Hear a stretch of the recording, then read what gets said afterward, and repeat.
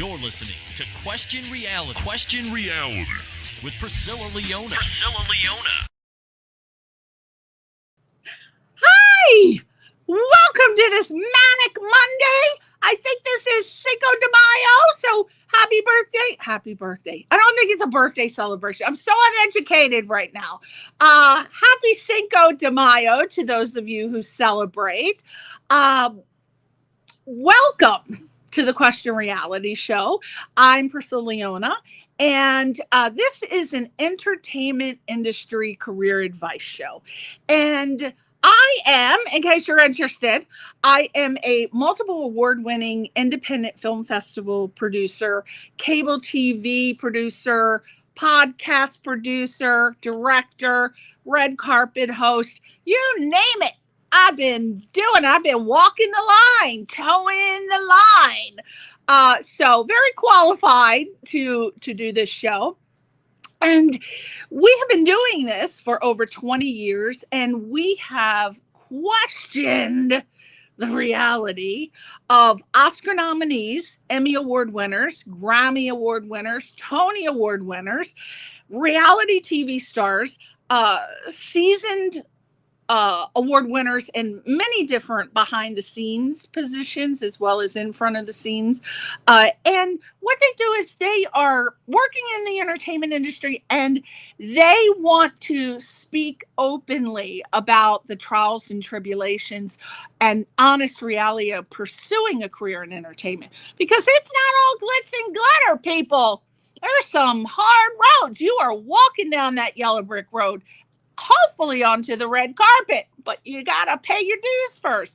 Now, our goal on this show, is to inspire, motivate, and educate, and just kind of have hopefully a super fun time along the way. So by the end of the show, we hope, my goal is that you'll leave with a head full of advice and just a heart full of laughter, because it is all about laughing to me. I love to have a good time. And now I just rewrote my intro, so that's why I'm turning a page. I rewrite it like every week. Every week I'm changing it and tweaking it. So if you'd like to appear in our show, or if you know someone that wants to come on and promote their skill set or showcase their products or their path in life, you can submit via our website, and that's the questionrealityradioshow.com, questionrealityradioshow.com. I know I still have radio in there, but that's because we've been on the air for 22 years, and we just started doing podcasts last year. So I'm still stuck with that radio show website, questionrealityradioshow.com. Or you can email me directly at priscillaleona@yahoo.com. Again, that's priscillaleona@yahoo.com. And if you missed any of our past episodes, again, we've been on since 2003. First, we started out on cable television, then same show, moved over to radio, and then in 2 years ago, we started the podcast. So 22 years. So if you missed any of our shows, we have them all uploaded to our YouTube page, and you can catch up with all of the shows. Actually, just this year, go to questionrealityradioshow.com. Not all the shows are on there, but they're definitely all on the YouTube channel, our YouTube channel. And that is YouTube and then at Priscilla Leona. So Priscilla Leona. And that is a very important tip that I want to get out to everyone. Branding is so important. When you are starting your business, starting anything in life, you want to make sure that you brand yourself. And that consists of one word: consistency. You have to keep it consistent, especially in this day and age of social media, where, if I meet someone at a party and say, they're an actor and they'd be perfect for a Christmas movie, because I produce a lot of Christmas movies. So if they're perfect for a Christmas movie and they tell me their name, and I try to remember it, or I do remember it, and then I go, damn, I wish I would have got their contact information. If I go to Google and I type their name, I want to see their Facebook, their Twitter, their Instagram, their TikTok, their LinkedIn, all under the same name. I do not want to see anything that says, Susie Sunshine, Sally Butterfly. Oh, this is a mistake that young people make. Not all. Again, I speak in general terms, but a lot of people want to be cute, and then they end up having all these different names on social media. No one can find them. You know, as a people, we have 5-second attention spans looking for someone. There's too many people out there, so it's going to be a next. So please try to keep it consistent. I went to a TED Talk one time, and I won't tell you who the speaker was, but very, very famous, like multiple Oscar winning guy. And he said, did you ever notice that the movies that win the most Oscars have one-word titles or 2 words? He said, the only one that I can think of that won multiple Oscars that had a long title was Gone with the Wind. And that's what he said at the time. But there's been several movies with more titles than that. But overall, keep it at one title. Or use your name if you're a person, or if it's not available, if you're an actress, add actress Jane Smith or actor John Doe, or just make sure your name is in there somewhere so the bots can find you. It's all about the bots finding you. But again, keep it consistent. Now, we ask you for a favor.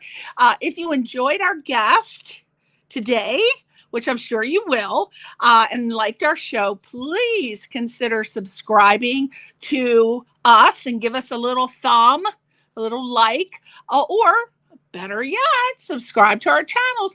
Now, I don't know about the guests, but personally, when I go through all of my sites and I see that new people are following me or have given me a like or a comment, I will, I will subscribe. And everybody needs a little thumb. Everybody needs a subscribe. So I will reciprocate and support them by subscribing to their channels, because they are nice enough to do it to you. You should do it back. Okay. Talk about keeping it consistent. Let's get my social medias in here. You can subscribe or give me a like at YouTube channel, Priscilla Leona, LinkedIn, X, TikTok, Priscilla Leona. Now, Facebook, of course, Priscilla Leona, but we had to include the show. So there's also a Facebook page, Question Reality Show, and then the website is questionrealityradioshow.com. And that's been like that for 22 years. So can't get the radio out. I'm going to have to do a whole new site. And you know how that's a big process. That's another thing. If you keep it consistent, you don't have to do as much work when you have to add sites, change sites, the content on a site, unless it's drastic. It's a whole new career. But if you keep it your name, you don't have to do that. Okay, let's move on to the exciting part of the show. I'm like this. I don't drink. I don't do drugs. I don't smoke. I don't even know. I don't have any. I'm not even ADD, ADHD. I'm just like this. I just love talking. I was born to talk. I think my mother said I was talking at like 1 month old. No, not really, but she said if I could, I would. Okay, so the guest today is a lovely man, very handsome, easy on the eye, as you will see now from his pictures. Let's get those pictures up, Albert. His name is, see that? What'd I tell you? Very sexy-licious. His name is Michael B. Judkins. He is a director, a screenwriter, a producer, and a podcast host, and a mental health expert. Oh my gosh, I forgot about that. I might have to have him give me an assessment after the show. I'm going to ask him for a freebie. He needs to tell me why I'm so happy all the time with absolutely no reason to be, other than I'm still living. I guess that's enough to be happy about. His website is OCT.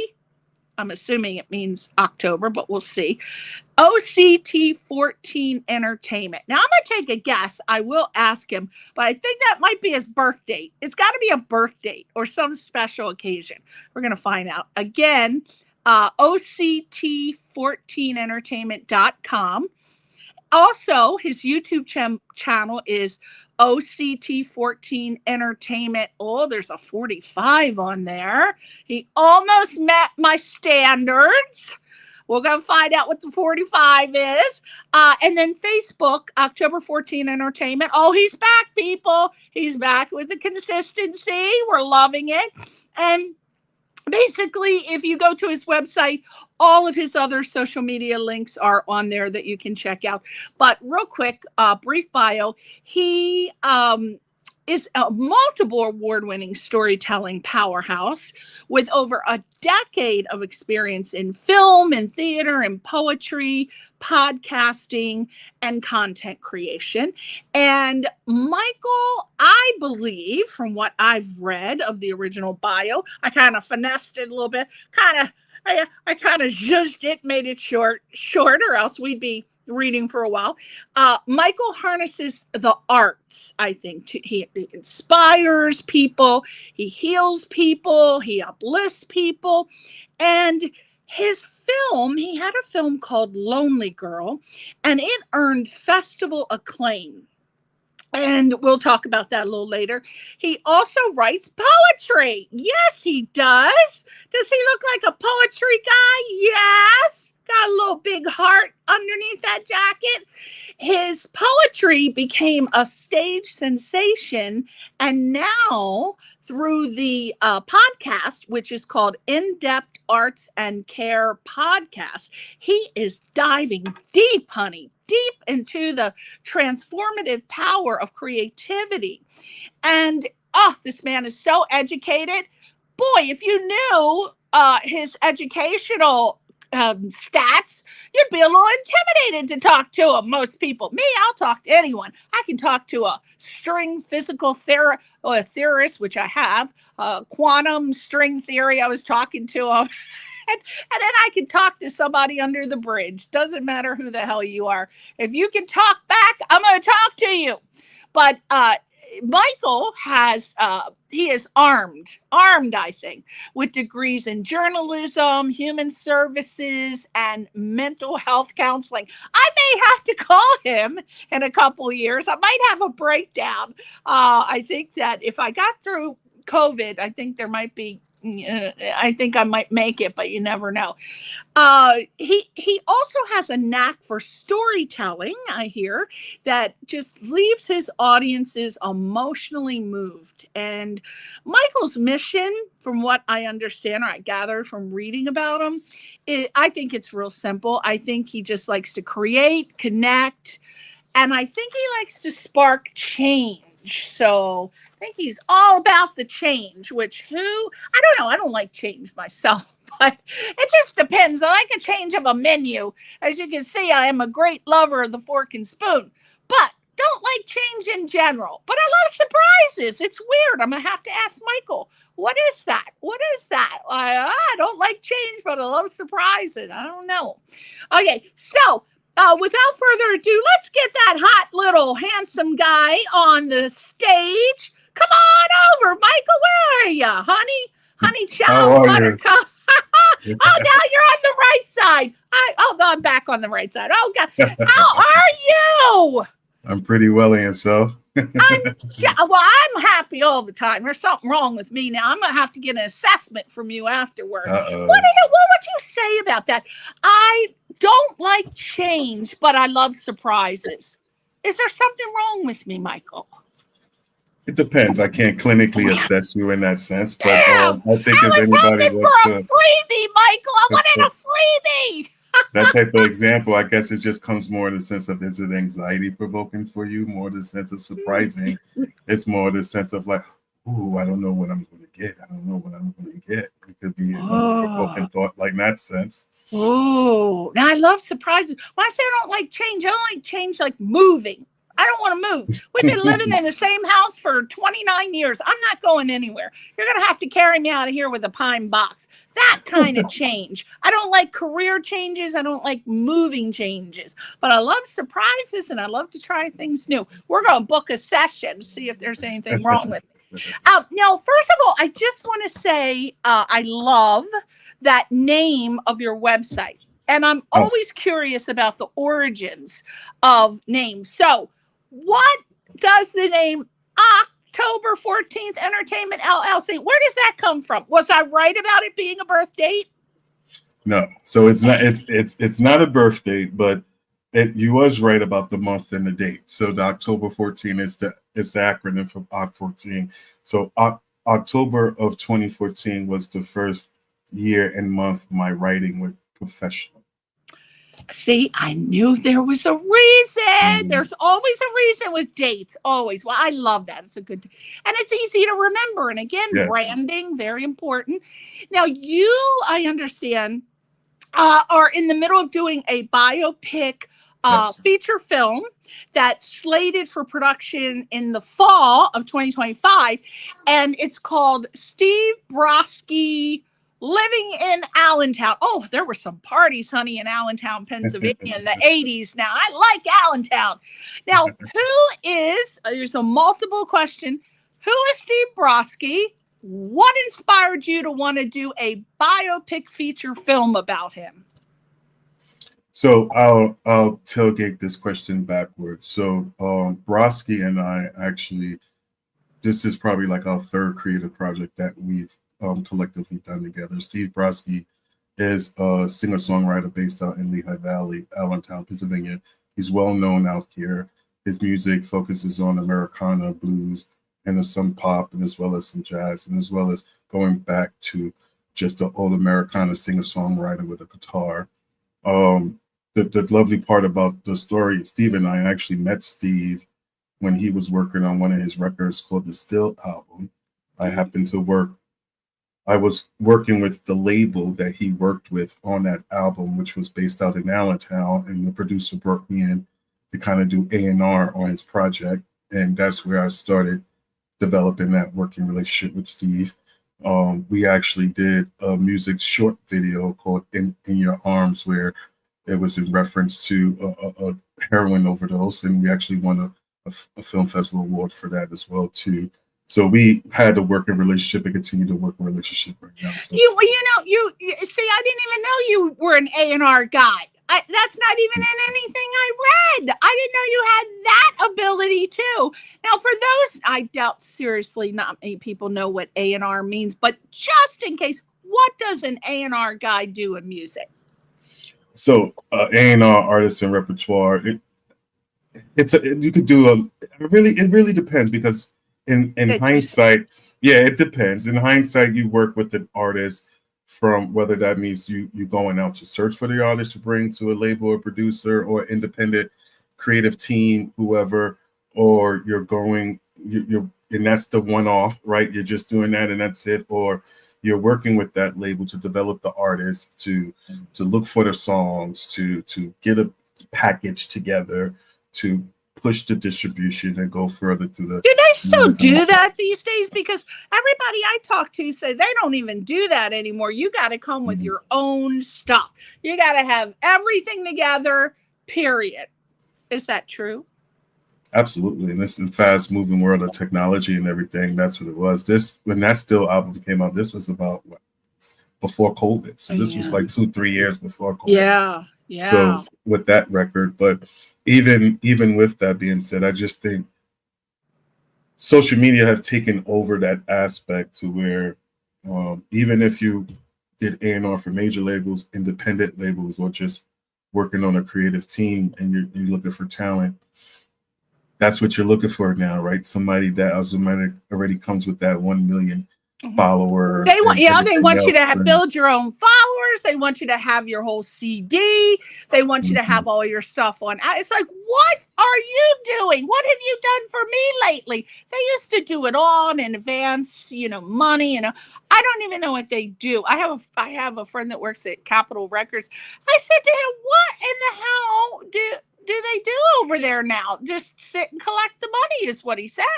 Just you show me the money. They want the artist to show them the money. Why are they going to just give you the title? You gotta do everything these days. But that's another show. Now, what stage is what stage, I guess, because I'm confused because it says that production is slated for fall 2025. So what production stage are you at right now? Pre-production? So I'm still in development. Pre-production starts July 16th. So from July, most of how for this particular project, just to kind of give you some back history with this, Steve and I actually started working on a script almost over a year ago, and we took a year on the script. So this wasn't a rush project. We took a year on the script, and now we went into development. I'm under fiscal sponsorship with From the Heart Productions. So we've been partnering up with a lot of local businesses on locations. It just really, since it's a community, this is a community figure. You know, we're a lot of local businesses and things that, you know, that's fans of Steve are contributing and helping out to bring this project to life. Right now in the development stage, I started my art department early on. So I started visual concepting and everything early on as far as location. So I've been working with my art team for about 6 months already. Wow. Crafting out with the looks, how we looking at what's the material. Let's get some 70s stuff here. So we've been doing this for a couple of months already. So we got a lot of things already to where our pre-production stage is pretty much just really narrow and focusing and scheduling and seeing what we come. Since it's a independent production, you know, every penny counts, right? Yeah. And everything matters. So free is better. So, you know, we keep plugging away and keep going out there. But we're doing about 2 different phases. So we're going to start about 8 or 10 shooting days in the fall. Holiday comes up, we're breaking for holiday. We're not shooting over the holiday, and then after the break come up.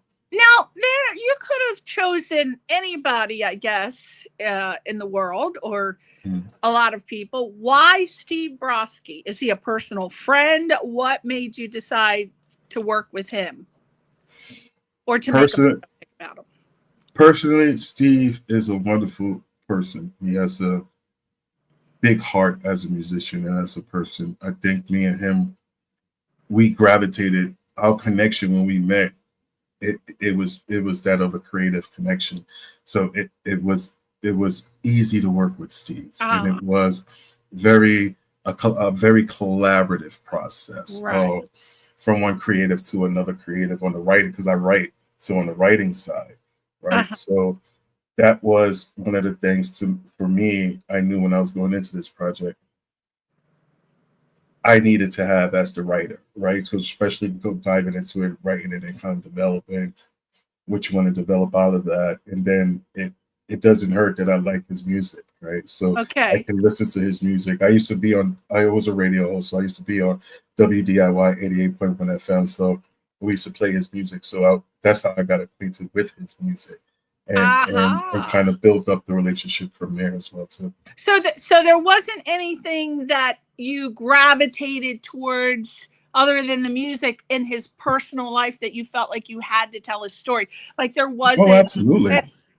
There was. So. Oh yeah, absolutely. Like he brings the reality. Not to give too much of the story away, but he brings the reality of another human being before the music, right? Okay. He was a Vietnam vet. He's a Vietnam vet. Oh, he was a Vietnam vet? He looked so young to be a Vietnam vet. You know, he had his ups and downs with substance abuse. So it takes you, the story that we're sending out takes you through that journey to learn the character of Steve, and then build in how that music came to save his life. Okay. Yeah, so, That's fabulous. I can. Well, I watched the whole entire video. I of course had to get a Kleenex.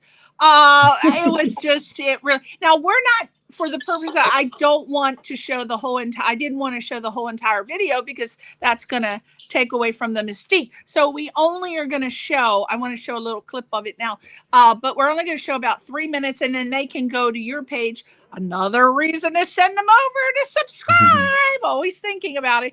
But we're going to show a shortened version of the music video of one of Steve Broski's songs, and it is the one called "In Your Arms."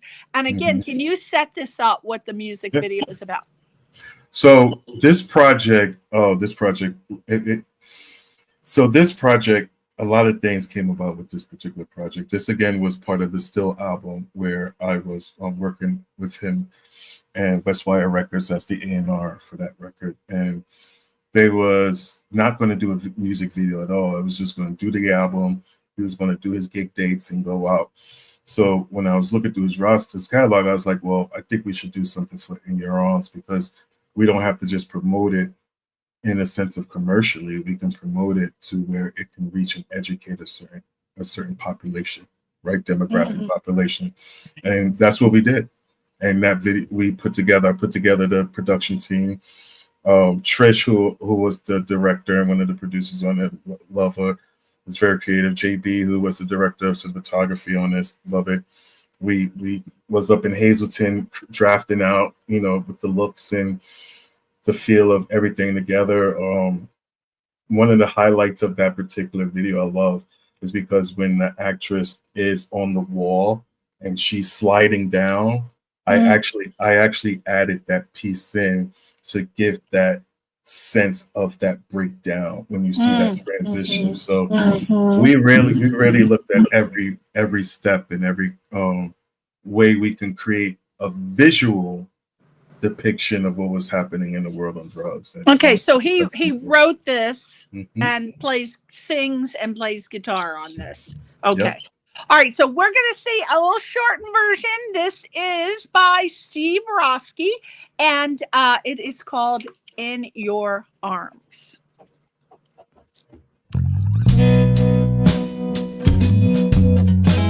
That's his picture. Where's the video? In your arms. Albert, where's the video? Oh, sorry. In your arms. Oh my God. Boy. It's hard to resist heroin's charm. The devil's in the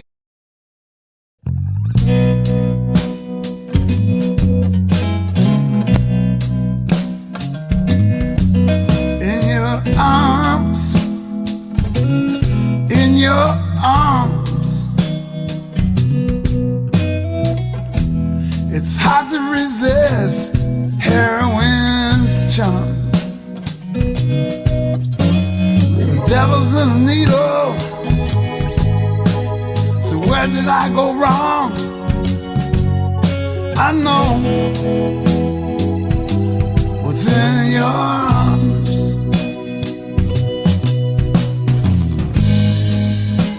The sound of your voice, the things that you say,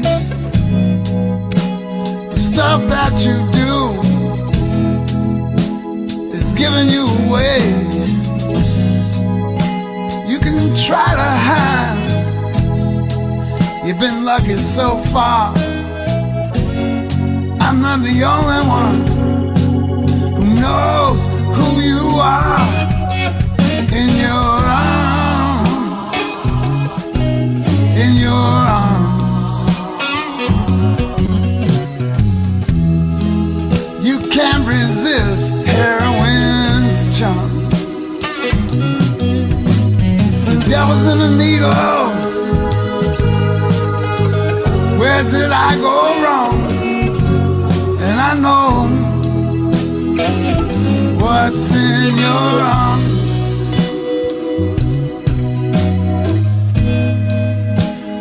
Chasing a dragon, relive that first time. You find your demons, and you don't know why. You lose in the battle. I wish you were strong, and not like your friends, putting junk in their arms. In your arms, in your arms, it's hard to resist heroin's charm. The devil's in a needle. So where did I go wrong? I know what's in your arms.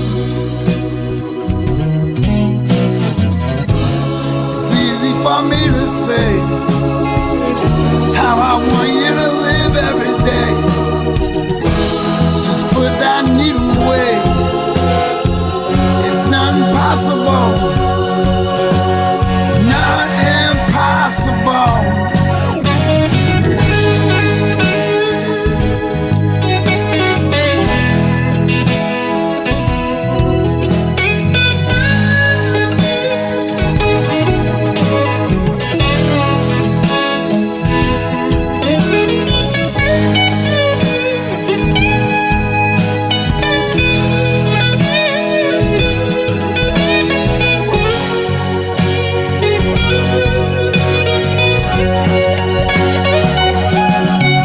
In your arms.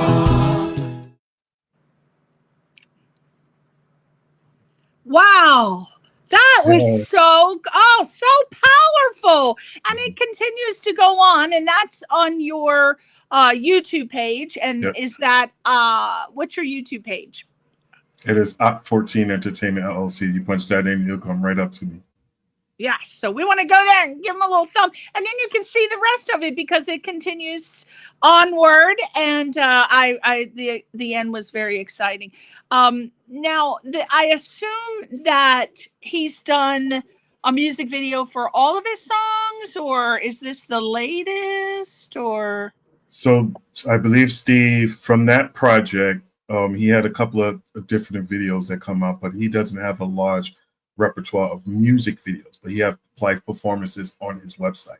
okay, so if you went to iTunes and you type Steve Broski, you can find his whole Yeah. catalog there. You'll find his music on iTunes, Spotify, and his website is stevebroski.com. Steve Broski, and that's Brosky, stevebroski.com. Fantastic. I assume this song's going to be the main title song for the film. No, actually, it's not. Mm-mm. What? Mm-mm. It's not going to be the main title. It'll be in a soundtrack. It'll be in the soundtrack. Okay. Yeah. See that? We got to keep some mystery here.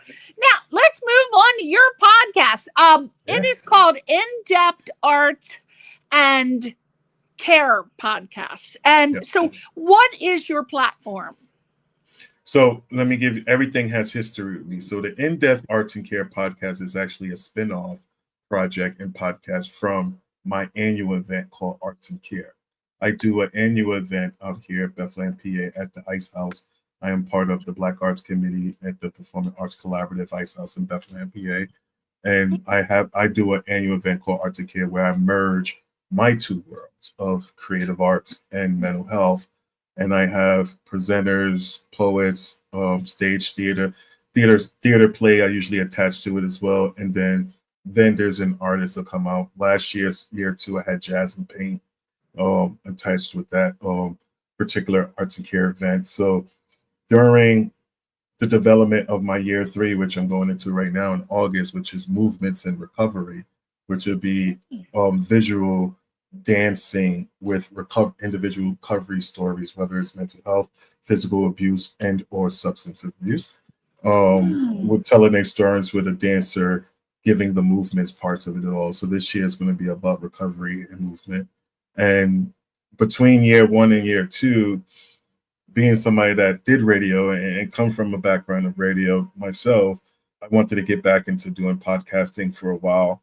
And I thought about it. I didn't know which angle I wanted to go. And then when I started developing my Arts and Care show, it fit perfectly into what I was already doing. The Indepth Arts and Care is just that, is where creativity is bringing the empowerment of two worlds colliding together. So the target audience is really individuals that love arts and care, right? That was my next question. I was getting ready to say, who's your target audience? Who would benefit most from this podcast? You're like psychic. Put that on your resume too.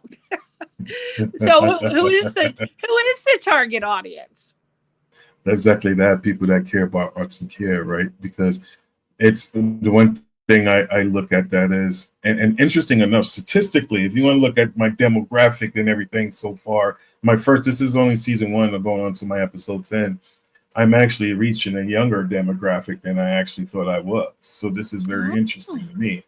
But it's targeting my goal and my pitch always with this particular podcast was to target individuals that wants to learn a little bit more about an artist, and not just on what they do artistically, but more in the sense of diving into their character and diving into their heart and what they want to do, and connect it with a piece of what they're doing on their own self-care and self-management. I think a lot of times for me,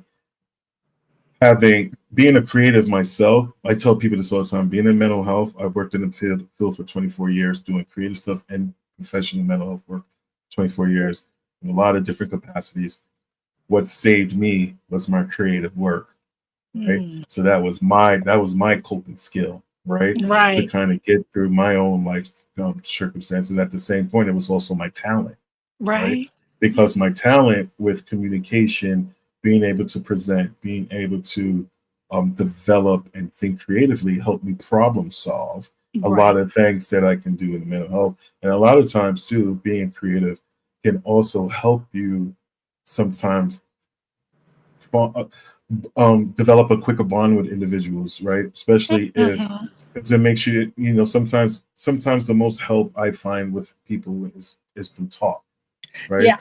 Right. And sometimes you can't open up to an individual, but a person will open up to you if they're interested in something that you do, or interested in something that they do, right? You start hearing talking more. Right. So sometimes it can be used as an element to get people to talk. Well, how can we learn more, listen, and subscribe? I love it. Well, please, you can always go to my website, OCT14 Entertainment LLC. That's OCT14 Entertainment LLC.com. Look me up. Subscribe. You can send me a note. Live shows. Do you do them on YouTube? Where are your podcast? Where do they live?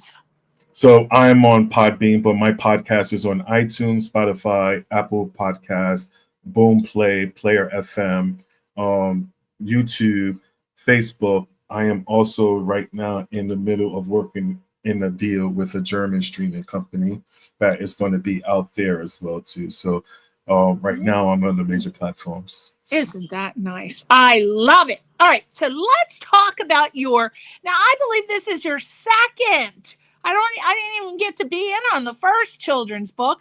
Your second children's book, and you are, I guess, right now turning it into an audiobook. But it's entitled. I love this title. Do you come up with these by yourself? It's called "Never Invited to the Club." Oh, it makes me sad because I was always invited to the club. You couldn't keep my big fat ass out of the clubs in the 80s. So what is this? What inspired you? Well, I guess tell me what it's about, and then what inspired you to write this book? So Never Invited to the Club everything has a story with me. Everything has a build-up. Yeah, me too. Everything has a build-up. So Never Invited to the Club was originally the children's book as a book. I was literally in the middle of completing it with my illustrator. Working with my illustrator. We was like almost done. I'm crafting out everything, literally in the middle of it. I had an epiphany one night sitting in my office at 2:30 in the morning and just said, you know what? I'm not feeling it. I don't think this should be a book. I told my illustrator, I said, you know what, I'm going to pause it for right now. Creatively, I'm feeling something different. So then I felt a stage play out of it. So then I was dabbling with it, and I asked a co-writer that I wanted to work with. I said, listen, I might have a project that we can work real quickly on. Gave the idea, we kind of figured it out, looked at it as a stage play. I was like, oh, this is a nice little scared kids play. I could definitely shop it to the school districts and the community. Okay. So then another night about 4:30 in the morning at my home office, as you can tell, some nights I don't sleep. You're a night owl. I got this creative spark, and literally the creative spark was actually, it came from a conversation I had earlier today with a music producer that was based in Nashville, and we was on a virtual. And I was talking with him in reference to another music project I was working on. And we was talking about this project, and then he was just like, Mike, why don't you just do it as an audiobook? 4:30 that morning, I was like, damn, that makes so much sense. Because, so Never Invited to a Club, originally, the title came about, I kind of sat down one night and I was not one night, I was being a creative in the industry, in any industry, sometimes you're not invited to the club, right? And that's where the title really came from. What type of club are you talking about? See, that's the thing about it, right? So the idea of the title name came from the idea of never being somewhere to where you don't fit in, right? So the idea of the title came about where not a party club or a dance club. Yeah. This is talking about like if you are think about it in a sense of the cool kids sitting at table 6, but you're the one in table 5 that's never getting invited to the club, right? So the title came about one aspect where I kind of looked at it and I was it was a period of time last year where me personally and professionally, I was looking out like I'm reaching certain movements. I'm reaching certain, I'm getting in certain areas in certain rooms, but then certain rooms are not inviting, right? So that's where that title came from, Never Invited to the Club. And then I looked at the title and I was like, how can I look at this in a concept and make it to where how would a young person, a kid would look at this? Never Invited to the Club is being the one to where you want to be part of the gym, you want to be part of the club, and then there's always that one person that's saying, no, you're not there, right? How do you overcome that barrier within yourself first, right? Because it starts within, and then translate outside to where you'll be welcome to the club that you are supposed to be with, right? So the idea and development of Never Invited to the Club had like a threefold concept to it, and me, I think that's just how my mind thinks at times. So it really, I didn't want it to be an exact feeling, and when I shared this concept with everybody kind of understood it, because everybody can relate to where you have an experience to where you might be knocking on that door and it's just not open, right? And then you're walking through, you've seen other people walking through the doors and you're just like, but then when you believe and you get yourself filled, the door that you're supposed to walk in was already be open. You know, I'm glad you said that, because while you're telling this story, I'm listening to you, I'm tuned in, but I'm also thinking back, and I was kind of reflecting on what you were saying, because when I was in high school, I was always part of the clique, but I didn't know. And there was this girl who years later, like maybe 15 years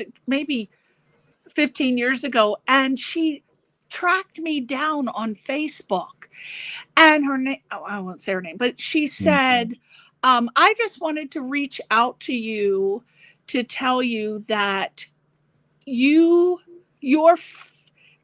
thought that I was making fun of her pink fluffy sweater. This is high school. We're talking the 80s, honey. And apparently that damaged her so bad and caused her to have some sort of, but it wasn't me. It turned out to be who I won't name, but I never did that. I love people. I am all about building them up and positivity. And she said, but I always thought it was you, because when I turned, I saw you looking at me, but I was actually turned because I couldn't believe my friend said that. But she said, I wanted to let you know that I talked to many people in school, and they said Priscilla would never, ever, ever, ever do that. And I'm sure it was another person. And she said, can you verify to me that it was not you? And I said, absolutely not. And I said, oh, if you give me a couple bucks, I'll tell you who it is. Now, I didn't say that, but she said that she said that she thought that affected her self-esteem so much that she never felt like she was good enough to be in the book club, the UN club, the this club, the that club. And I can't process that personally because I don't really know how my friend who said something about her pink fuzzy sweater could affect your whole world, that you could feel like you couldn't join in any clubs. So I've never understood that, but she and I have now become friends. But is that what you're talking about? How, Very someone can similar. say something to you and that can affect your whole life? And I mean, Absolutely. Well, look in the times we live now. When I was growing up, I'm 46. When I was growing up, the nursery rhyme was "Sticks and stones will break your bones, but words will never hurt me." Yeah. 2025, words are hurting people. Oh, you're killing people. Right? Children are committing suicide. When I was in the seventh grade, similar to your story, even in high school, I was a popular kid. I was known. When I was in seventh grade, and I still have it somewhere in my office from the seventh grade. It was on construction paper. I show it in presentations and groups I do with high school. I was voted every year our class used to do awards. I remember seventh grade, and what everybody in my seventh grade class voted me for was everybody's pal. Everybody's what? Everybody's pal. Pal. So okay. In that concept, and one of the examples I give that to people, and I say, years later, I didn't even think about it because when I was in middle school, I would talk to the kids that nobody wanted to talk to. I would talk with the jocks. I would talk with, everybody knew Michael, right? So even if people didn't even know, even my friend would be like, "How do you know this person?" I'm like, "Oh, they're real cool." Yeah. But to me, I didn't think nothing of it. Yeah, I didn't think. I was devastated to find out that all these years, one person, not more than one, just her, thought that was me. And then she was told Priscilla is never like that, because I was friends with everyone. But I was wondering if I had known that back in high school, if that would have affected my life in any way.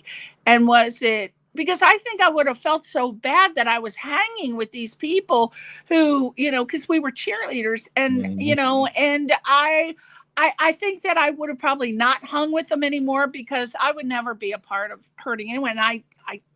So I just wonder if that little thing, people don't realize that just words are so powerful. I guess it could affect your whole life, because maybe I would have not hung with them. Maybe I would have felt like, oh, I better monitor myself and my words, because I might say, oh, it's just isn't it something, Michael, how you just, people's feelings matter, and you just really have to monitor yourself. I mean, it's a shame, because even now comedians, some of our most famous comedians, they don't even want to do comedy anymore, because everything that they say, everyone's so PC about it. So that's a shame. But I love the idea of the second book. But I wanted to ask, for everyone who's curious, what's the process? Just, you don't have to tell the whole thing. What's the process to turn a book into an audio book? What do you do?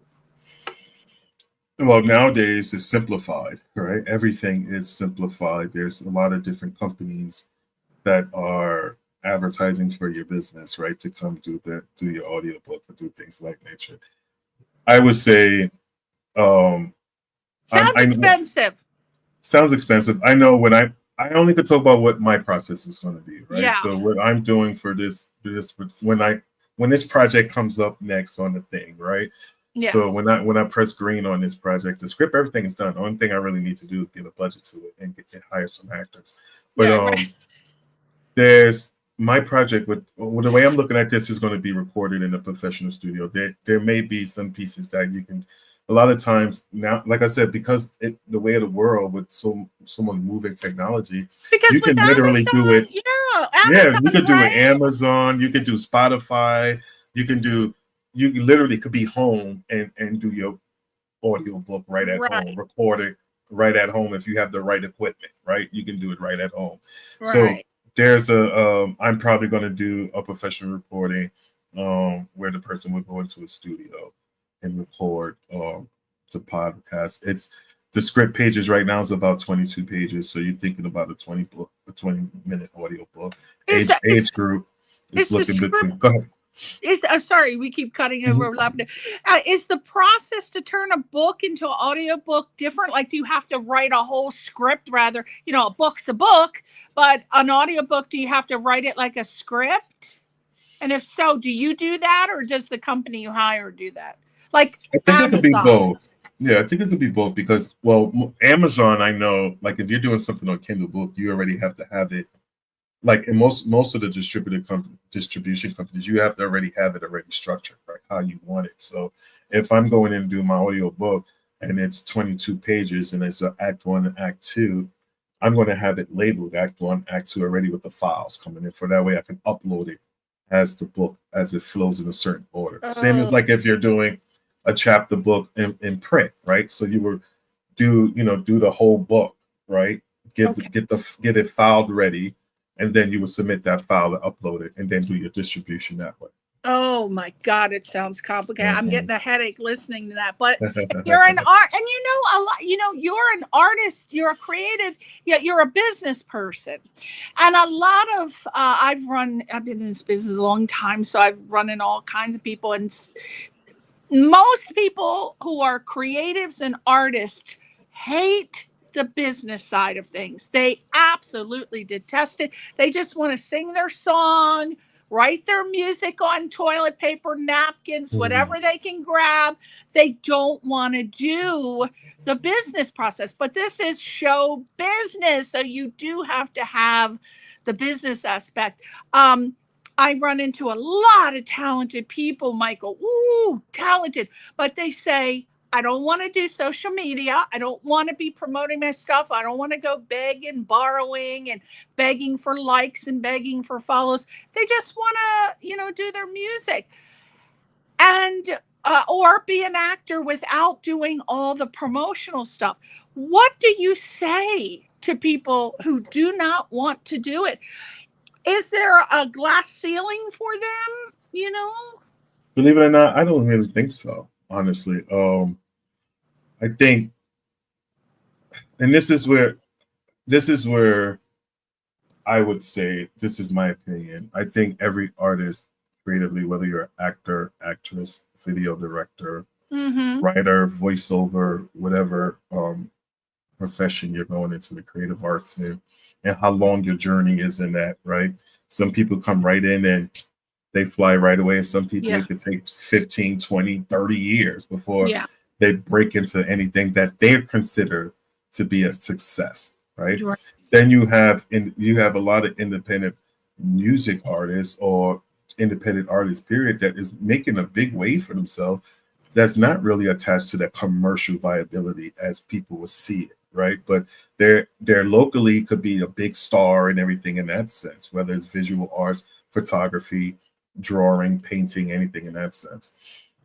I think it's a creative personal choice whether or not they want to use the trend or not the trend. I think because you can get work without the trend. I mean, you could go on YouTube, right? Justin Bieber was discovered on YouTube. How many people have been discovered? So, I mean, if you have the God-given natural talent, people will find you. But you do have, my personal opinion, you have to put a little effort into it. Put a video up.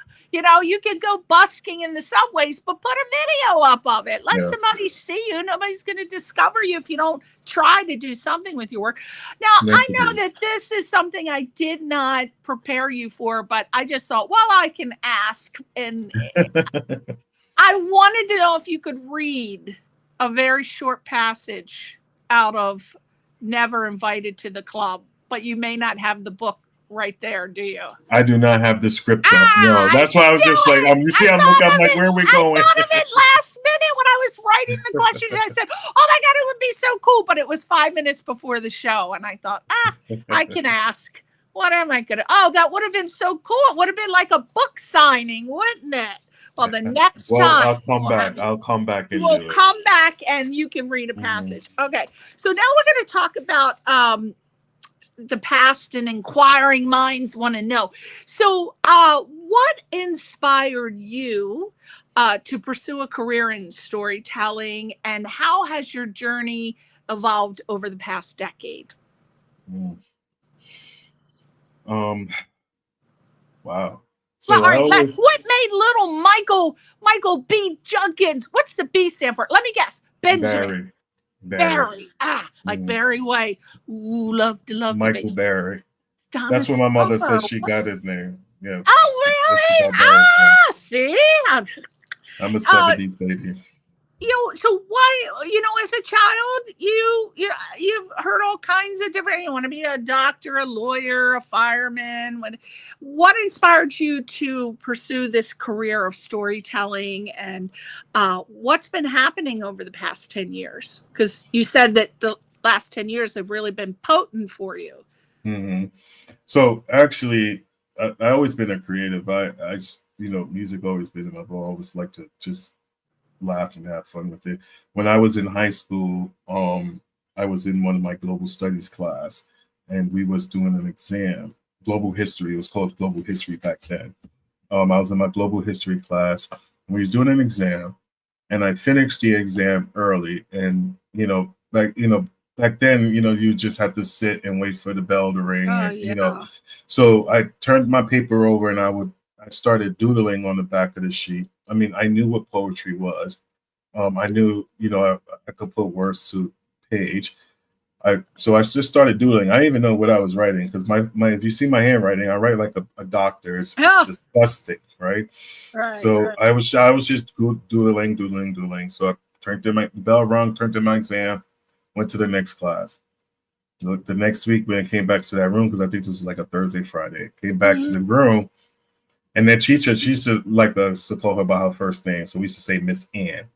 So she's giving out the exams, returning people the exams. And I seen that I had like an A- on the exam. So I turned over, I seen the mark. I turned over the page, and she noticed I wrote the poem there. And she left a comment on it that says, "Keep writing. You have beautiful words to say."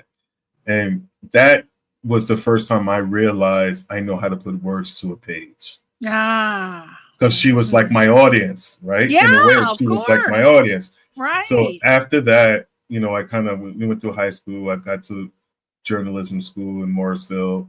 I was doing radio, a lot of radio up there. I was doing news writing classes, kind of learning that side, that journalism side of things. But at the same time, I was also working in music. So I started back in the day, I was called a street promoter. So I used to work at Penalty Records as a street promoter. When Capone and Noriega first album came out, I was part of the street team. I was doing club gigs. I was throwing parties. And I was also part of doing promotions for Sammy Z for Club Vertical back in the day on 23rd Street in Manhattan. So I was learning that music promotion side and being in the streets and doing all that stuff. And then went to school, and I wanted to have a backup. Honestly, that's why I continued my education. I wanted a backup because I kept seeing so much inconsistencies. Oh yeah. So I wanted a backup. So that's what prompted me to continue my education. And then during that phase, I was creatively, had Beijing Productions where I was managing 2 artists. I was managing an R&B artist as well as a reggae artist. That started me in an independent path. So I learned a lot about ASCAP and BMI. Learned a lot about the idea of the publishing and really adapting that as concept. And then fast forward, still doing that in 2014 when I started to revamp myself, and Op 14 Entertainment started to coming about. It was first Op 14 Publishing, and then I revamped it because I was just like, you know what? I'm going to get out of that management, artist management stuff. Right. Oh. I was like, no. I revamped the whole thing and focused more on me creatively out, right? And then, and so then that's where that came about. And believe it or not, one night I know a lot of stuff happened with me 3, 4, 5, 6 o'clock in the mornings. I'm not you are at your most creative though. At like 3 o'clock in the morning, I wrote a poem. It was one of the incidents that happened in reference to police brutality. But between now, this was a couple of years. This was about 2015. Yeah, about 2015. Wrote a poem. Wasn't going to publish it. Didn't want to do anything. I already did my first poetry chapbook. So I already, the Sentiment to Me, that was already out. So I was working on, about to start the second one. And I just wanted to submit to this anthology. So I wrote this poem late at night with the idea of never to submit it anywhere. It was just my frustration poem, right? Yeah. Put it under my bed, tied it up. For some reason, that next week made me submit it to an anthology. The anthology picked the poem up. It was AO's 21 Media House at the time. Within 2 months after the anthology came out, the producer contacted me and they offered me a contract. So I was signed under a publishing house for 5 years. Yeah, and they, I did my second book, The Interlude to Sentiment to Me, which was a full poetry collection of 40 poems. They took me on two book tours. Their demographic was the Baltimore, Maryland, DC. That was their market. So they shipped me out on 2 tours. Had a good amount of sales that came through in the book, and then I took 16 to 18 poems and converted it into a stage play called the Interlude to Sentiment to Me stage play. And with the poetry and dialogue and drama mixed in. So much stuff going on, Michael B. Judkins. Now, as a mental health advocate, how do you see the arts playing a role in healing and inspiring individuals?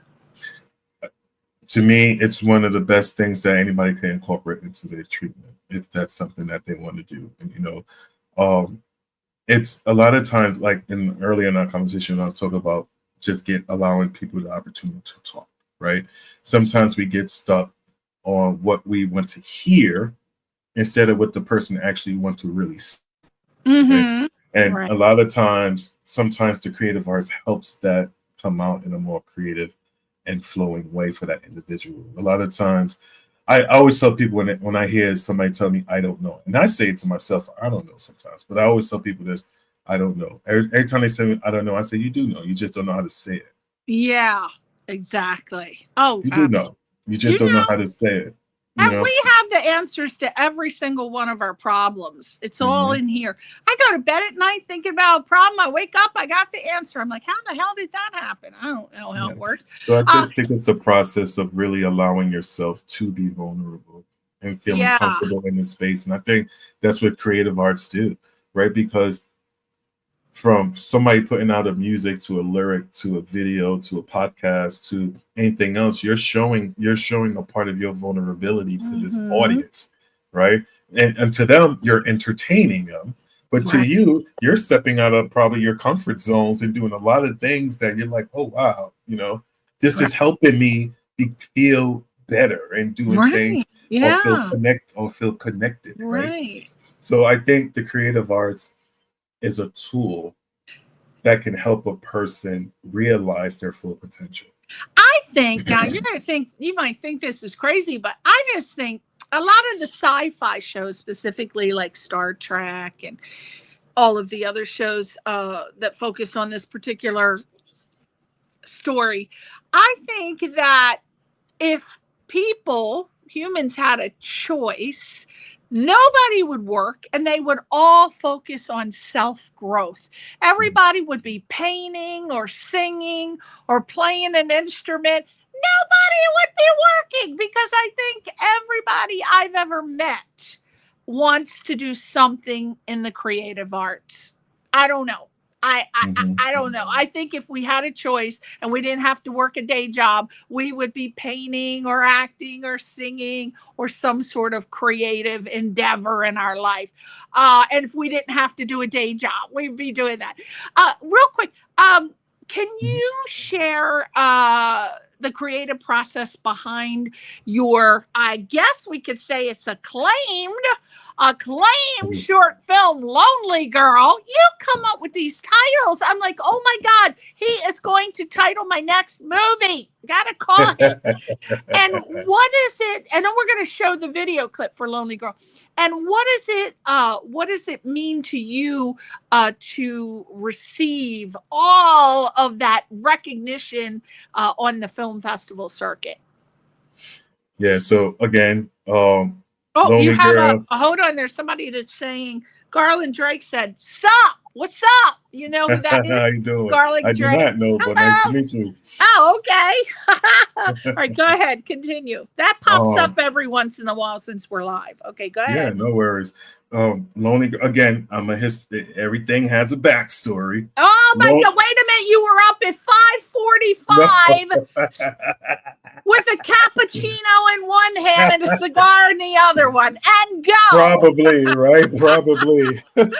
No, but literally, it came about where I was actually working with music school, and I went to take a couple of lessons with this guitarist, and I was writing. I was working more perfecting how to write lyrics to music. Yeah. And I came in with the song idea. I didn't have the title yet, and we was playing with it. And originally, it's supposed to be, well, it had Lonely Girl, but it wasn't really attached. It was supposed to be a poem on my second book, the Interlude to Sentimental Me. But I couldn't, for some reason, I kept going blank. I wasn't able to write anything to the page. So I was like, all right, I'm gonna develop a song out of it. So I went and I was working on the song idea. And then my sister happened to call me one night, this was years ago. And I'm on the phone. And this time I was on my balcony. I had a glass of white wine, and she called me, and I'm sitting up there, and I'm like, yeah, what's going on? And she's complaining about her husband, my brother-in-law. But then I hear the beep. Boop. So then I said, hold on, I click over. It was my brother-in-law. So then he's on the phone like, man, she's getting on my nerve. So I got both of them on the phone. I love it. Now this is the stuff I love, Michael. So they don't know I'm talking to one of them. So I'm like, get them off the phone. And literally, I wrote Lonely Girl as a record. I wrote the whole lyrics. And then I went to the musician at the time, and me and him, he started doing the music, and we started jamming out with the lyrics and creating melody and everything in that sense. And then I sat on it for like about a good year, believe it or not. And then I was a part of another film crew out here that was doing a movie, and I was part of the casting. I was part of doing casting, so I was at the audition. And one of the actors that played in the movie, she actually worked on my stage play, so I'm familiar with her. And then she was at the audition, Tati, she was talking to me about always feeling typecast as a Latino woman in the creative arts industry. From that time when we left each other, I already knew I was going to write this short film with her in mind. Playing this character of Joe Renee with the story of what I was developing. So I called her and I said, Tati, listen, I have an idea. I'm gonna play with it. I will let you know when I have the script ready. She's like, yeah, anytime, Michael. That next year I had the script ready, and she said, let's do it. And then I got a budget together and we shot it. So what we're about to see, the film clip for the short film Lonely Girl, is that the girl you're talking about who stars in it? Okay. So what was your role on it? You wrote it, produced it? I wrote, directed, and produced it. Okay. Let's look at it, Michael. All right. Albert, take it away. Let's see Lonely Girl. Hey there. I love it. Oh, sorry, there's something wrong with the video. There's a problem. I don't know what it is. Ever since our power. All right, here we go again. The power outages. It's the weather. That was me in the 7th grade. Now love looks the same. So we took away your life. I'm not having this argument again. But I got the job and I want it. Enjoy your day. Ain't this my lucky day? Hi, Mark. How are things? I destroyed the bedroom. The place where I felt the most lonely. I guess in love, I've always been a lonely girl.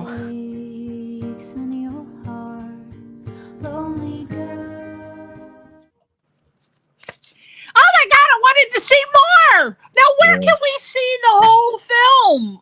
So Where can Lonely we see Girl. it, Michael? Yeah, I actually got picked up by a couple of streaming platforms. So it's actually on Red Horror Universe. That short film is on Lonely Girl. So right now, and it's on Global Cinema Online.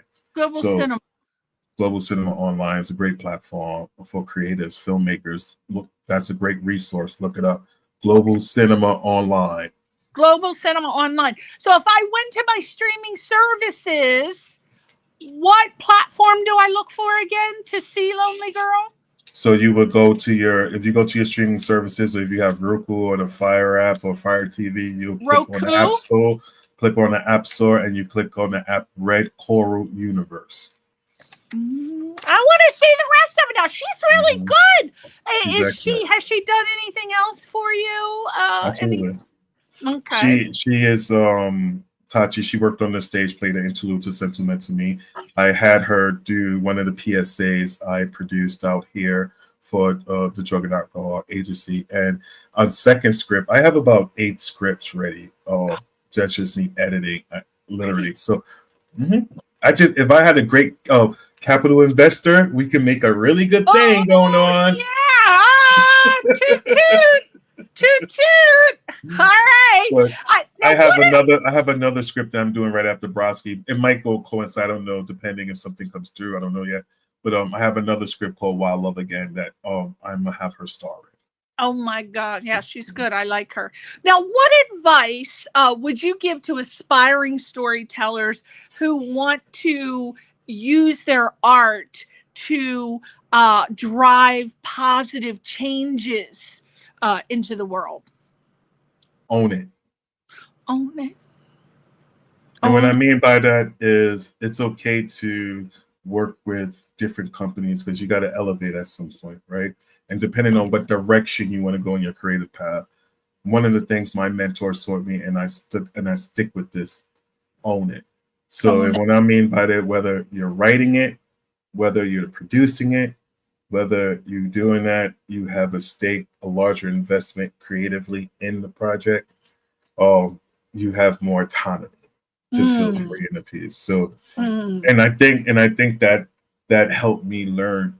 That helped me learn, even being in a publishing contract under a publishing house, working with editors and working with different things, to where you learn that process. And I'm very helpful for that. But at the same point, it's my voice. So I want to make sure it stays my voice. Gotta stay it. I'm not a collaborator. I can't do the collaboration. A lot of people can't for some reason. That's interesting. Yeah. What's wrong with me? I don't know what. I can't. My friend Brian Kiley, he's been the head writer for Conan O'Brien for over, I think it's like 25, 29 years now. Wow. And he worked himself up from a staff writer, because you remember the Conan O'Brien show? Mm-hmm. So he was just, he said he was being there and there'd be like 12, 15 people and they'd all have to collaborate. I couldn't do it. It would make me feel like I was on the New York Stock Exchange, where everybody's fighting to get their word in. I'm not a collaborator. But, some of the best things come out of collaboration. But I like to write my own shit, man. Yeah, I totally understand how you feel about that. What's the most valuable lesson you've learned on your journey as a filmmaker and creative storyteller? Believe it or not, ask for help. Yeah. I think for me, when you mentioned about the business part, what I did was started getting more business mentors. So, for me, it was more in the sense of looking at being bold enough to sit there and say, what are your weaknesses? Yeah, don't be ashamed. Yeah, and a lot then of people are ashamed, Michael, aren't they? Mm-hmm. They're like, oh, well, people aren't going to think I'm smart, or they're not going to think I have any talent, or they're going to think I steal their ideas. But you can't be like that. You got to say, yo, I need some damn help up in here. Yeah. And one thing I would say, even with creatives, utilize your community creative council. If you have one in your state, like Pennsylvania, we have the Pennsylvania Council of the Arts, but they also have local branches in each counties and stuff to where they have an art organization or any type of art affiliation to get to know those people, even if you don't be involved or do anything, but get to know those Yeah. people, places and things, because Yeah. that's where you can find networking opportunities, and that's where you can find just loans different and collaborative grants stuff. too, right, Michael? Mhm. Get lots of loans. I just got approved for a grant the other day, did you? literally Friday. Yeah, Oh, from yeah. it's called a Creative Entrepreneur Grant. Oh my God, that's great! Was it for a Yeah, thank short you. film or another book or? It's going towards the It's going Broski towards the project. movie. Okay. Mhm. Yay. All right. Yeah. But that's a process, right? I mean, whenever is, you're yeah. applying for a grant, but you got to have that staying power because these cities have money up in here. You got to go get your money. But That's a lot right. of people don't, they shy away from it because it is a very tedious process. But, do you want it? Do you want it? Who's going to give you the money? You tapped your damn parents out. Your husband's divorced your ass because you drained the credit cards. Go get some money from a grant. Now, what advice would you give to someone who was looking to break into the entertainment and independent filmmaking or just taking any creative direction? I would say be true to you. Find out what you want to do. I would say don't be limited to that one thing either, because it's so evolving. Yeah. Where you might come in doing music, but then wind up being in fashion, right? Or you might come in doing radio, and then you wind up like, oh well, wait a minute, now I like podcasting better, right? It's true. I moved here to go to UCLA to direct. And then I found out, oh, hell no, I don't want to be learning all the parts of the camera, and I don't want to do that because I'm extremely detail-oriented and methodical, so my strength lies in producing. So I ended up changing completely. And then I got everybody saying, oh, but you have a natural comedic talent. You should be on a sitcom. I'm like, no, but people will try to talk you into something that you don't really want to do. You may have a gift at doing things, but you might not want to do it. I know if I wanted to be a comedic actress, it would be so easy for me, but I have no interest at all in it. At all. I can't learn words. If it's one word, I can do it, Michael. If it's a sentence you can stretch it, but I can't do a monologue. No, can't do it. But it's amazing. I'll add one more thing too. Yeah. I would say in addition to that, I should say, just knowing yourself. I will also say, in addition to that, pick up a book and learn the business of creative arts. We talk about business on here a little bit a while ago, but I'm talking about in the sense of find out about your contracts, find out about your deals. Make sure you know if I'm sending you $5, I have a paper trail of that $5. Yes, it's so true. People don't want to focus on business, but you have to, because when you are with lots of different businesses, but especially the entertainment industry, you are your own accounts receivable, accounts payable, marketing, networking, sales, administrative assistants, PR agent. You are everything to yourself starting out, until you can show people what you can do. And then you can start bringing your team together, or your team can be your family members and your friends. Yes. But you do have to take or learn a basic business, like basic. And there's no darn excuse, because you can go on YouTube and learn everything you need to know. There is no YouTube that's not available. I mean, my God, you can learn anything. So just type it in and get it going, because you do have to learn something. Look at how many people were ripped off by their own managers, Michael. I mean, we're talking stars, right? Crazy. Anyway, how do you balance artistic integrity with the practical demands of the industry? I think, well, that's hard.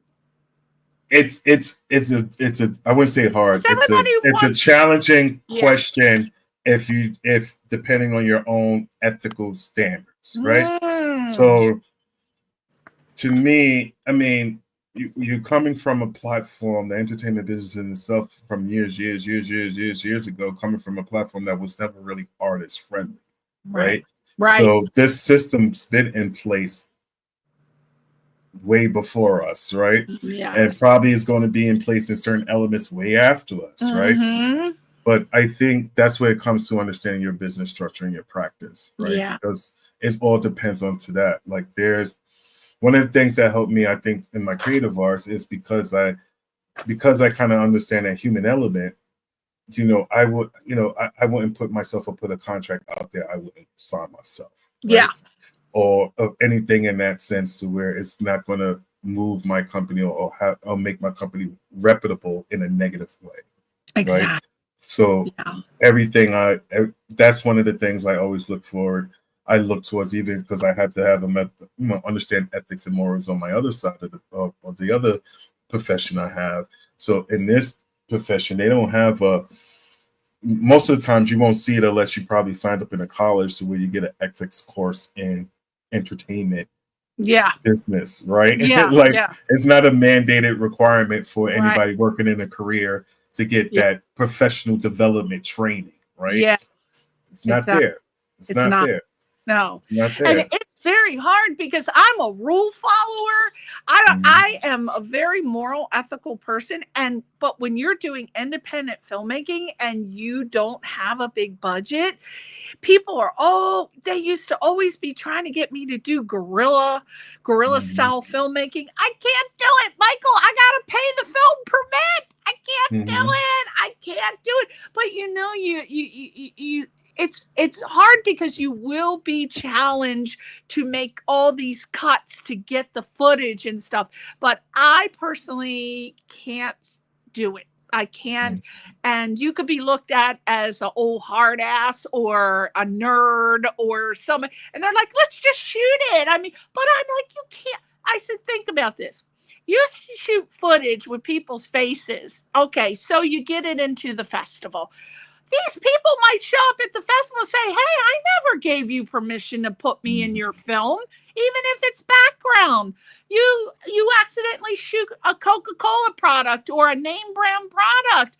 They're going to sue your ass. I'm not going down for it. I can't do it. I'm going to put all my little bit of money into getting the film permit. But I'm not saying that it's wrong not to do it. If you feel comfortable doing it and you can take the heat, do it. But I'm not going down with you. I'm not going on cell block H. I'm not doing it.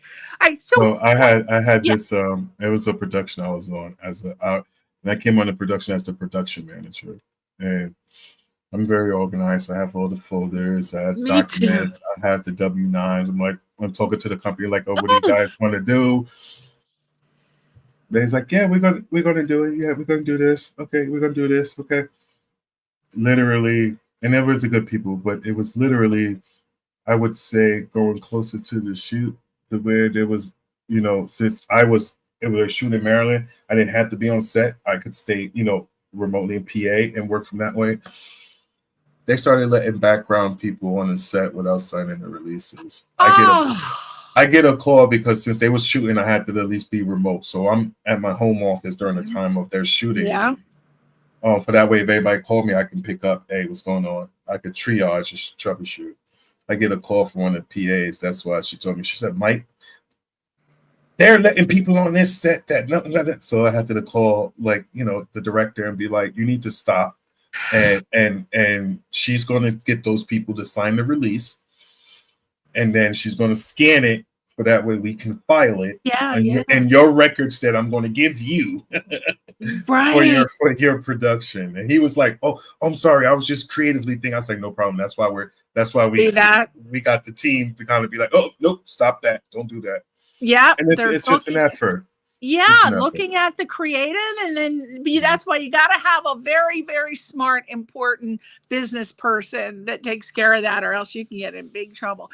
Now, what resources or tools have been most helpful in developing your skills as a screenwriter and director? Like, for example, final draft is like mandatory if you want to be a screenwriter. However, I mean, that's what I've always known. however, I understand now there's more software that's out there that's a competitor.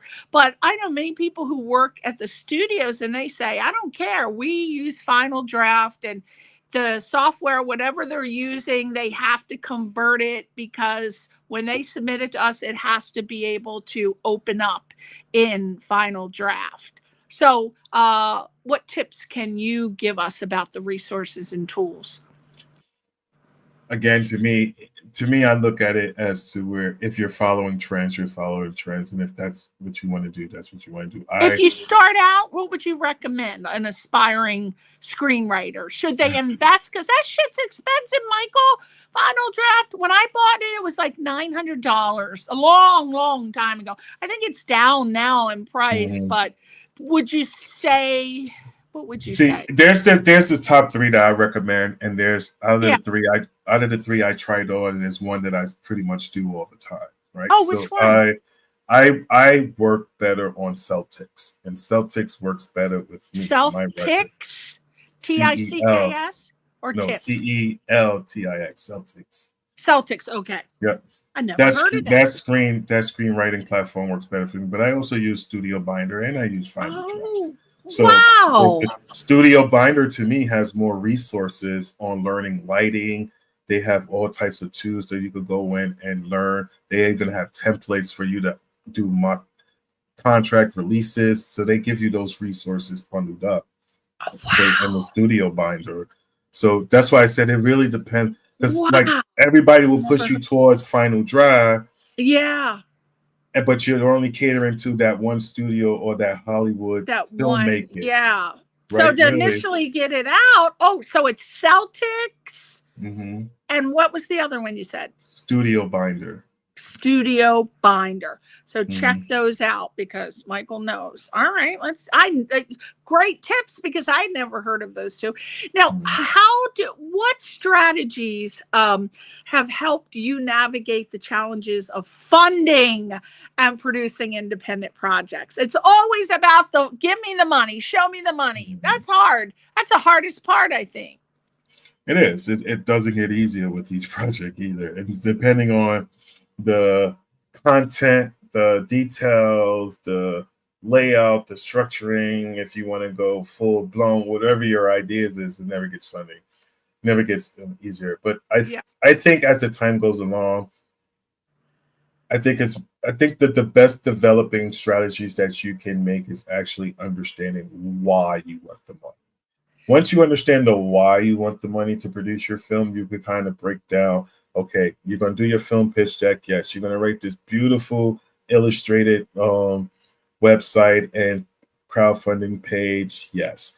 Some people will respond to it. Some people don't. Don't be discouraged by that. Some people could put a crowdfunding out there and be like, boom, get their whole thing funded in a month. Some people put it out there, they might not be so lucky. Don't be discouraged by that. The idea would be really is to look at the funding in the aspect of what do you want to do first? Do you want to sell the script or do you want to produce it yourself? Right? So that would be because to me, sometimes I think like I'll take a very literally one of my other scripts I just wrote, there was the idea of whether should I produce it or should I sell it? So if I was to sell the script, right, I'm okay with doing that. But a lot of times people don't understand when you're about to ready to sell a script, you can't produce it, right? Like it's like you have to wait and see if somebody buys it, right? Right. So if your idea on this project, you got a project and you're like, well, you know what, I'm looking for a studio to buy it or pick it up. Okay, how long are you looking to do that for that script, right? Are you going to do 3 to 6 months? Are you looking to do it from 6 to 12 months? Nobody picks it up. Okay, so you're going to roll that over to 12 to 18 months.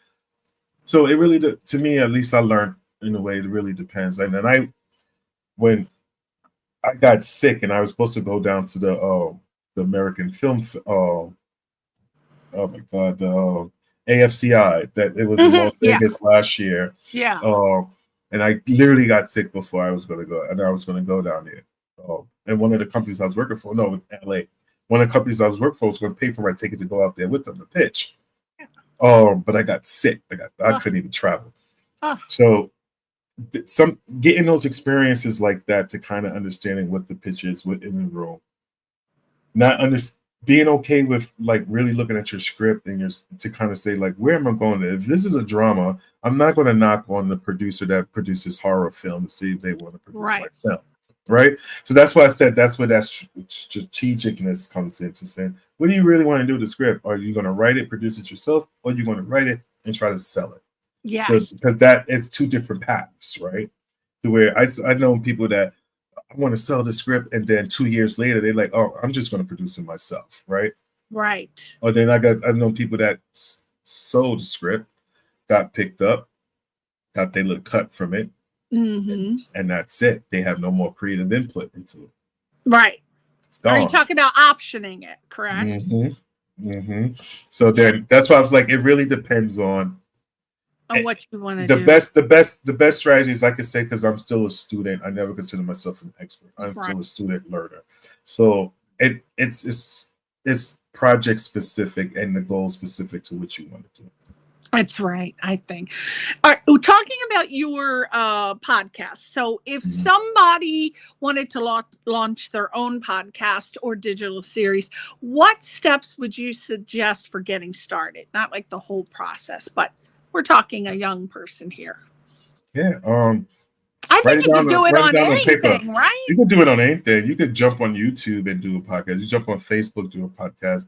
Everybody does one. Everybody do a podcast. But if you look in the structure, like if you want to do an own structuring of your show, right?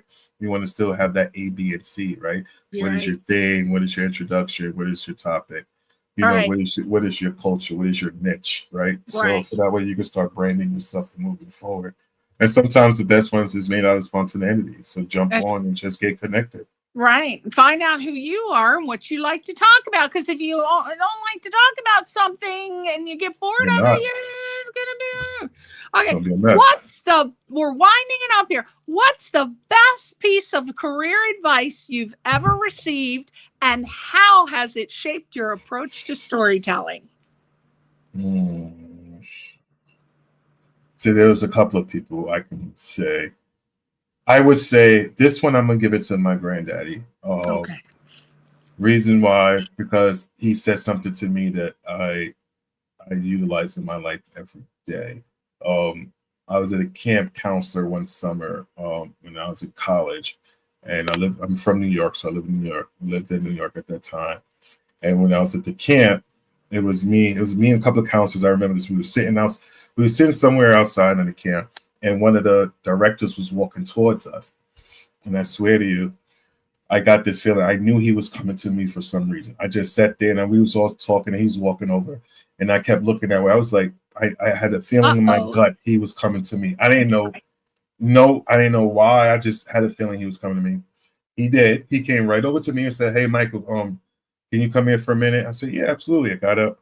He's like, "Listen, your mom's on the phone." I'm like, "Mom's calling the camp. What's she calling the camp for?" Yeah. So he was like, "I think this is an important call." She wanted to make sure that you get this call. So I was like, "Okay." So I go in the camp director's office, get on the phone with my mom. She tells me that granddaddy was sent to the hospital and looks like he's not going to make it. And she wanted me to come down because this was in Fishkill and I lived in the Bronx. So I was like, okay. So they gave me the release to go home from the camp. So I went down there, went to go see him in the hospital, and he looked at me and he said, "Keep moving." That's all he said to me. He's like, he squeezed my hand and he said, "Keep moving." Yeah. Keep moving. There's been a couple of times in my life to where I honestly thought I couldn't stop. I was ready to stop everything, or just ready to just give up on certain dreams because it was taking too long, or people are not recognizing your talent, or you're never invited to the club, right? So that kept me going. They kept saying, like, keep moving. And that's one of the things I hold dear into, especially in the creative arts where there's a world of no. And when you get that one yes, you're stretching that yes as far as you can, right? Yeah. So keep moving. That's what I would leave the audience with. Keep moving. I never accept no. To me, yes is a no in disguise. I have always thought of it like that. Even as a little child, people would say no. I'd say, well, I'm not having that. Last question, and we're going to show the last video too. If you could go back in time and give yourself a couple pieces of advice, or one, that would greatly help your career to avoid any pitfalls, what would it be? Oh gosh, I wouldn't want to go back, but if I had to. Now you're giving yourself a tip. You're like, hey, Michael, so in the future this is going to happen, so here's what you need to do to avoid it. Don't take the red pill. Don't take the blue pill. That's an interesting one, because part of me, to be honest, part of me is saying nothing. Honestly, oh, okay. The journey is the journey. The journey is what's making you who you becoming, right? So that part of me would say that, because if I went back in time and changed one thing, I would not be the man I am today. Yeah. So that part of me, I can see it in that sense. But then the other sense of me, I would look at it. Honestly, I would tell myself, and I would go back to the beginning of my college, not high school. I would go back to the beginning of my college year. Right. My first year in college. I would say, remember that offer that you got when you went to college and the radio station offered you a job. And you did not take it because you came from SUNY Mooresville, from I guess I wouldn't call it a traditional journalism school. You came from an environment to where it was diversity in a sense, to go into a college that was predominantly Black, and they offered you it and they didn't accept you. What? Wow. Unbelievable. Right? I will go back at that time, because that was the moment that actually got me out of wanting to do traditional radio. Oh, wow. So you were born in New York and you went to college in Pennsylvania. I went to SUNY Mooresville, upstate New York. Oh, and upstate. Then I finished my bachelor's and master's in Toro College in New York City. Ah. I live in Pennsylvania. Oh, you live in Pennsylvania. Oh my God. I had some of the best time in Red Bank. Oh no, that's New Jersey. Sorry, wrong. Well, that was the 80s. All right. You spent some time in Maryland. I hear I went to Towson State in Maryland. I don't know if you know where that is. Were you in Maryland at all, or no? I used to party at Baltimore State, though. I used to come down to go to parties in Baltimore State. Yeah. All right, Baltimore State. Because I have friends from Mooresville that used to be in that lived in Maryland. So that had some good times in Maryland. Now, what is the last video, Albert, that we're going to play for Michael? Oh, the podcast. Is it Michael being interviewed, or is it probably not? Probably that. Oh, you're doing my wellness tips. Oh, it might be your ones. Okay, so let's play. I don't know what it is, Michael, so we can't set it up. Maybe afterwards when we come back, you can tell us what it's about. Sure. All right, Albert, let's take it away.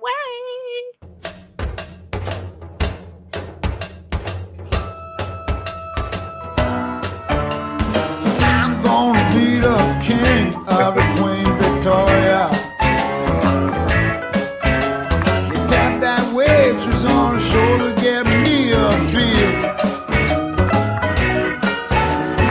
I'm gonna be the king of the Queen Victoria. Hi, I'm Diane, and we're sitting down today with Steve Broski, talk about his life and his music. So, Steve, you've been a long-time resident here in the Lehigh Valley. What is it that keeps you here so long?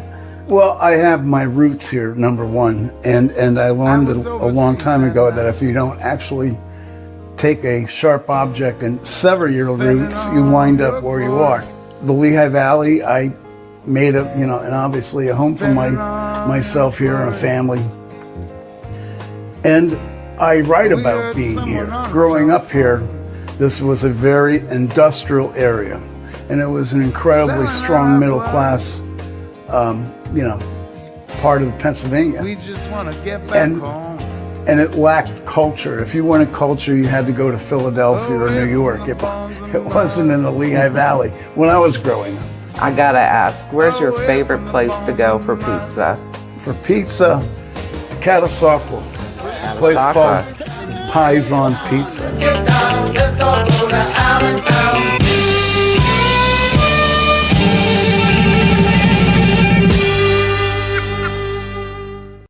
Oh my God, I love that. Now I want pizza. Now I want pizza, Michael. So here's the funny part, because I don't know if you got any of my chats. So that was actually part of the interview for Broski promotion for the fundraiser. Yes, I got that now. That is part of the interview because you're currently working on that film. So it's good we end it with that. That's what your big project is that you're focusing 100%. It's called Steve Broski Living in Allentown. We just showed the clip. And how can we help you make that dream come into fruition, Mr. Michael B. Judkins? Absolutely. I'm already building up my film crew. I'm already building up my film crew for this project, but I already do. We're casting now for background, just building up the talent background database. I will be casting for local talent for supporting and lead roles. We're looking to keep everything within PA with this work, but I'm also looking for creators for post-production, so colorists, anything of that nature. Color correction, color grading, sound anything in that sense. Definitely looking for that, and I'm definitely always looking for sound mixers, whether for this production or for another production. Sound is so important. Oh my God, I can't tell you. Even in film festivals, because I'm a judge and screener for several, and I see so many people submitting their projects, and what did they not focus on? Color correction and sound, and they have their music so loud you can't even hear the dialogue, and that's just no. Please, independent filmmakers, focus on the sound. If you have a budget, I would say make sure you spend a large portion of it in color correction and sound, and keep a 20% bumper cushion for your film festivals. A lot of opportunities missed not entering in film festivals. I know they're expensive, but that's where you're going to get your film distribution, right, Michael? This is where, the color correction and sound is so important. How many times, Michael, have you watched an independent film and the sound, they don't have the right music, the sound is too loud, the sound is muffled, the color is yellow? I mean, it's so important. Everything's important, but if you can get a little budget, Michael, right? Put it on your sound and your color correction. And save some for advertising and promotion. That's right. Don't spend it all in principal photography. Oh my God, they all do it. I swear to God. That's why I'm very careful. I'm a producer on lots of independent films, and I choose who I select to be a producer on very carefully, because you know what happens, Mike. I don't know if you heard this, but a lot of times people just want to get, and it's a big pet peeve of mine, a lot of people just want to get a damn credit on IMDb. So they will start a fundraising campaign, they'll shoot a teaser trailer, put it on YouTube, IMDb, and drop it and move on to something else. And before you commit to being a producer, or, because I donate to a lot of films as well, you got to make sure you vet them. You got to say, hey, has this person, how many film festival awards do they have? How many laurels and accolades have they gotten so far? And also, how many finished projects? Because if you do research, you'll find, Michael, so many people just want to get that credit. They never even finish it. You'll see it's been in development or pre-production for like 10 years. So look out for those little things. Be aware of those, right? Absolutely. Yeah.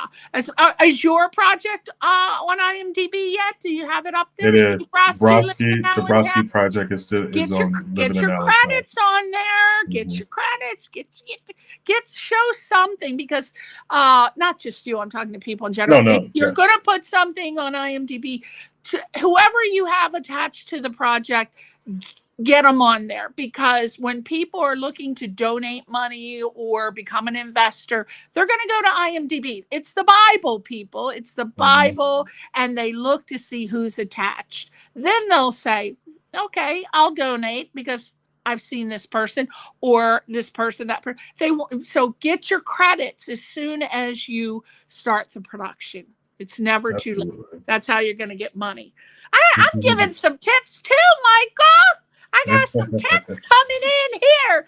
Well, I want to thank you so much for coming on the show. You are so talented, so educated, and I don't know if you're married, but handsome. Tell the woman don't be getting jealous. But I just appreciated everything you've given to the audience today. Oh, really, thank you. It's been just such sage advice to everyone, and you're so appreciated. I thank you, Beatrice Davis, for booking Mr. Michael. I'm gonna call him Barry because I love Barry. And you kind of look like Barry White, like a young Barry White, don't you? Just a little bit. Have you been told that? I bet you've been told that before. But please keep us abreast of everything. I will. And as you move through the stages, we want to be involved. Let me know. We'll promote it on all my sites. I have hundreds of thousands of followers. We'll get it out there, and I'll ask them, show me the money. Give them some coins. Give my Barry some damn coins for this movie. And we love the guy. So, you know, I'm looking for, hopefully if you make it to LA, make sure you enter it in my festivals. I love it. But if you come to LA and you have a premiere, make sure you invite me, and I can bring a whole bunch of people in the biz. Love it. Okay. Thank you for the support. Thank you to Question Reality for having me on your show, your team. Yes. And let's be audience. Let's be social media friends. That way, you know, we'll connect. Yes. Post, and I can post your stuff. You can shoot me on Messenger. I'll post it and blast it on out there, because that's what we have to do in the business. We have to be supportive, and so many people are like, oh, I don't want. They don't want to contribute or share, or they don't want to be a part of it.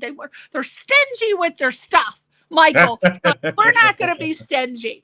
But and if you ever come to LA, let me know. We'll go out. We'll take you to dinner. Have a good old time. I sure will. Add me to your network. All right, sweetie. Thank you so much, everybody. Say goodbye to your fans. Bye, guys. It was a pleasure having an opportunity to talk with you guys. Bye. We'll see you next week.